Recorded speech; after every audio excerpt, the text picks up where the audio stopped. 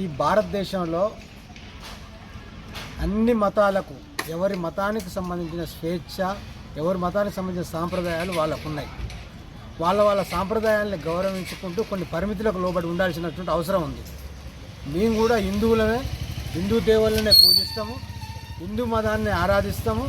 అన్ని రకాల మాలలు, దీక్షలు కూడా మేము చేయడం జరుగుతుంది.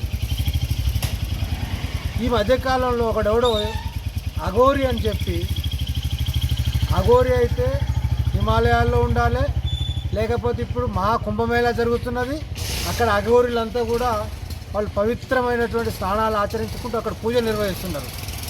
కానీ వీడెవడో అటుగానే ఒకడు వచ్చి ఒక కారు వేసుకొని, ఒక తల్వారు పట్టుకొని అన్ని గ్రామాలలో తిరుగుతూ ప్రజల్ని భయభ్రాంతులకు గురి చేస్తూ ఆ తల్వారు పట్టుకొని తిప్పుకుంటూ ప్రజల మీద దాడి చేసుకుంటూ వీడు అటుగా నివారణ చేసుకుంటూ ప్రజల్ని ఇబ్బంది పెడుతుంటే మరి ఈ పోలీసులు ఏం చేస్తారు?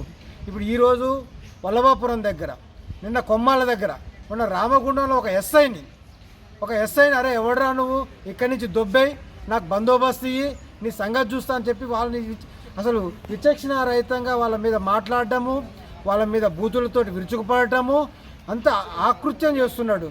అయినా కానీ ఈ పోలీసులు కానీ ఈ వ్యవస్థ కానీ మరి అతనికి ఏమున్నదని చెప్పి అతను ఇంతవరకు అరెస్ట్ చేయకుండా తమాషా చూస్తున్నారా?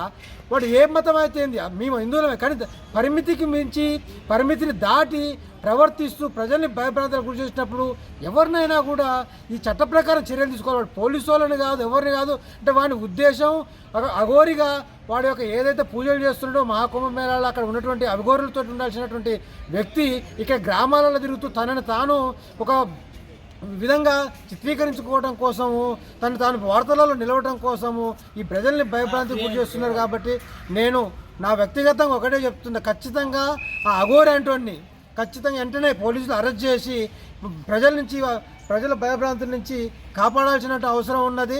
ఇట్లాంటి వ్యక్తులు ఎవరైనా వాళ్ళ పరిమితులలో ఏ మతం పూజ అయినా చేసుకోవచ్చు, ఏ మతాన్నైనా ఆచరించవచ్చు. భారతదేశంలో ఆ యొక్క స్వేచ్ఛ ఉన్నది. కానీ పరిమితికి మించి, స్వేచ్ఛకు మించి ఎవరు చేసినా రాజ్యాంగం ప్రకారంగా, చట్ట ప్రకారంగా తీవ్రంగా శిక్షించాలి.